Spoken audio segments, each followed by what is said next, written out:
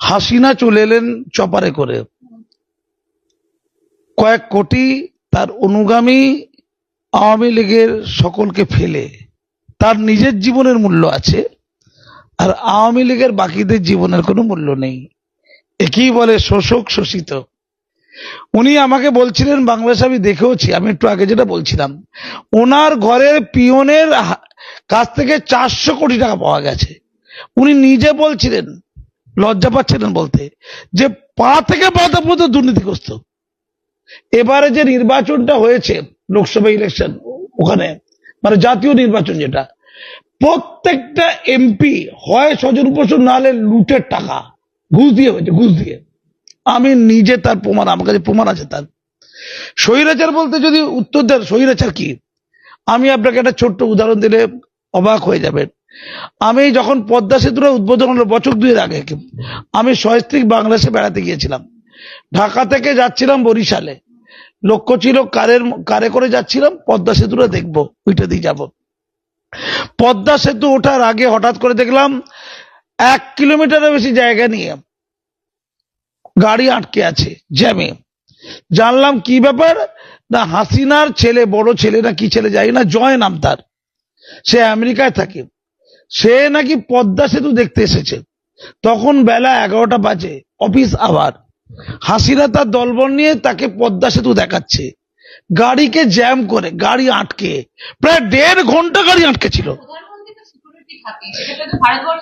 আমি অন্য কথা বলছি, ভারতবর্ষের প্রধানমন্ত্রী এতটা উন্মাদ হয়ে যায়নি যে আমাদের দ্বিতীয় হুগলি সেতু বা হাওড়া ব্রিজ 1.5 ঘন্টা আটকে রেখে তার পরিবারের কোনো লোককে ব্রিজ দেখাবে, এমন হয় না। কাউকে যদি ব্রিজটা, এমন হয় না, কাউকে যদি ব্রিজটা দেখাতে হয় 5-7 মিনিটের মধ্যে ছেড়ে দেওয়া উচিত। অ্যাম্বুলেন্স দাঁড়িয়ে আছে, লোক কাঁদছে। আমি ওখানকার পাবলিককে বললাম, আপনারা প্রতিবাদ করছেন না কেন? বলছে আমাদের গুলি করে মারবে, মেরে লাল করে দেবে। হ্যাঁ, গুলি।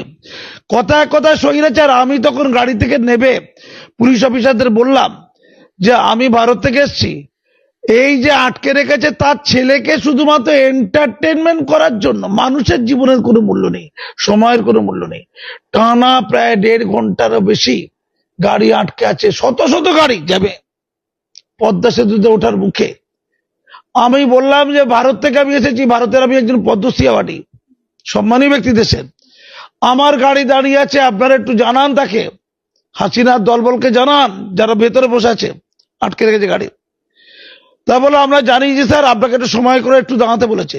10-15 মিনিট পরে অবশেষে ওরা গাড়ি ছাড়লো এবং ওরা বলল আপনার বলাতে একটু কাজ হয়েছে।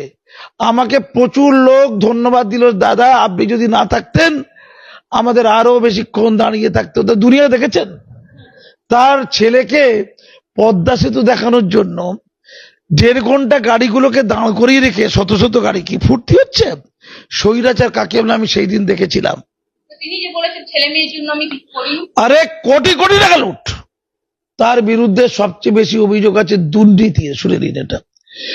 আজকে যে ঘটনা ঘটলো, কত কম জ্ঞান দেখুন। এই যে পরিবারতন্ত্রের কথা বলা হয়, এটা পরিবারতন্ত্রের কুফল। বঙ্গবন্ধু মুজিবুর রহমানের যে মর্যাদা, তাকে ধূলিসাৎ করলো। কিভাবে ধূলিসাৎ করলো? যে ঘটনা ঘটেছিল, ওই আরুক মুন্সি সাহেব বলছিলেন এটা তুচ্ছ ঘটনা ছিল ফোড়া করে দিল ক্যান্সার। ছাত্ররা যখন সংরক্ষণ ইস্যুতে কিছু দাবি করেছে, তাদের বলতে পারত যে তোমাদের দাবিটা হাইকোর্টে বাতিল হয়েছে, সুপ্রিম কোর্টে আমি দ্রুত দাবিটা তুলবো, বিবেচনা করার জন্য আমি বলবো, তোমরা এত উত্তেজিত হও না। তোমাদের যে সংরক্ষণের যে তুলে দেওয়ার দাবি আমি তো 2018 সালে মেনেছি, কিন্তু সংরক্ষণ, ওই মুক্তিযোদ্ধা পরিবারের কিছু লোক হাইকোর্ট থেকে সংরক্ষণের দাবিকে আবার জাগরিত করেছে। আমি সুপ্রিম কোর্টে গিয়ে এটা মূল্যায়ন করতে বলবো। বলেছে? বলেনি। আবু শহীদকে মনে পড়ে? অল্প বয়সে 17-18 বছরের যুবক, তরুণ তাজা, সে শুধুমাত্র সংরক্ষণ বাতিল চেয়েছিল। যে সংরক্ষণ বাতিলের ঘোষণা তার কদিন পর সুপ্রিম কোর্ট থেকে হলো যে ছাত্ররা যে দাবি করেছে ওটা সঠিক, মুক্তিযোদ্ধাদের জন্য অত সংরক্ষণ দেওয়া যাবে না। মুক্তিযোদ্ধারা মারা গেছে, তার নাতিপুতি, তস্য নাতিপুতি, তাস্য নাতিপুতি, তারা কি ব্যাকওয়ার্ড? তারা কি অনন্তকাল ধরে সংরক্ষণ পাবে? যুক্তির কথা তো এটা।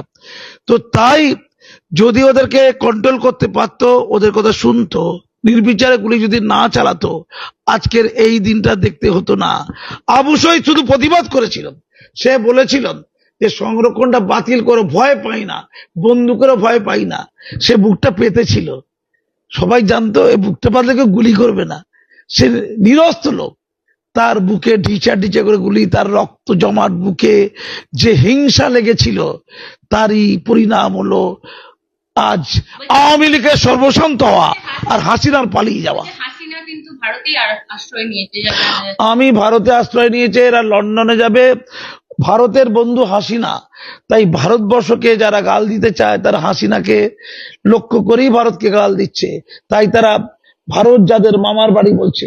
এবং হাসিনা যেহেতু ভারতবর্ষ যারা সংখ্যা গুরু, তারা বাংলাদেশের সংখ্যা লঘু, এটাকে ধর্মে নিয়ে চলে যাচ্ছে। যারা হাসিনাকে সরিয়ে ক্ষমতা নিচ্ছে, তাদের কাছে আমার করজোড়ে মিনতি, আপনারা রাজনৈতিক দাঙ্গা হাঙ্গামা যা পারেন করুন, সেটা বন্ধ হলে ভালো হয়। আওয়ামী লীগের আমলোকেরা তো কোনো দোষ করেনি, তাদের উপর আপনারা চড়াও হবেন না। কিন্তু ওখানকার সংখ্যালঘু যারা, আপনারা হাসিনা ইকুয়াল টু হিন্দু এটা করবেন না, হাসিনা ইকুয়াল টু অন্য ধর্মাবলম্বী করবেন না। হাসিনার দায় হাসিনার, তিনি রাষ্ট্র পরিচালনা করতে ব্যর্থ হয়েছে হয়তো, কিন্তু ওখানকার সংখ্যালঘুদের উপর অত্যাচার চালাবেন না। নিউটনের থার্ড ল, ওখানে সংখ্যালঘুদের উপর অত্যাচার চালালে ভারতবর্ষে কিন্তু আর অনিবার্য প্রতিক্রিয়া পড়বে। ওখানে প্রতিক্রিয়াশীল শক্তি যদি শক্তিশালী হয়, ভারতবর্ষের প্রতিক্রিয়াশীল শক্তি শক্তিশালী হবে। দুঃখের এটা, আমি অবাক হয়ে যাচ্ছি যে ভারতবর্ষ মুক্তিযুদ্ধে যদি না থাকতো, আজকে স্বাধীন বাংলাদেশ সৃষ্টি হতো না। সেই ভারতবর্ষের প্রতি একটা অংশে বাংলাদেশিদের কি আচরণ, হাসিনার প্রতি রাগটা ভারতের উপর গিয়ে পড়ছে কেন? ভারত তো সবসময় বাংলাদেশকে সাহায্য করতে চায়, দাদার মতো হয়ে, দাদার মতো। ভারতীয় পণ্য বাংলাদেশে বাতিল করা হোক, বর্জন করা হোক, এই স্লোগান দিয়ে দোকানে দোকানে পিকেটিং হচ্ছে দেখলাম। যদি সঠিক ভিডিও হয়ে থাকে, অত্যন্ত দুর্ভাগ্যের, অত্যন্ত লজ্জার। আমি অবাক হয়ে যাই যে পাকিস্তানিরা প্রায় 30 লক্ষ বাংলাদেশিকে হত্যা করলো। তারা মুসলমান ছিল ধর্মে, তারা সেই রাজাকার বাহিনী, সেই হারমাত বাহিনী এত লোককে হত্যা করলো। আর ক্রিকেট খেলা হলে বাংলাদেশের এক অংশ ভারতকে গাল দিচ্ছে আর পাকিস্তানকে সমর্থন করছে। এ ধর্মীয় মাদকতা কি? দাঁড়া দাঁড়া ভাবতে দিন। এছাড়া ভারতের ক্ষেত্রে একটা সংকট আমি ফলো করছি, সেটা হচ্ছে ভারতের চারিদিকে সব শত্রু রাষ্ট্র রয়েছে, বাংলাদেশ ভারতের বন্ধু রাষ্ট্র ছিল।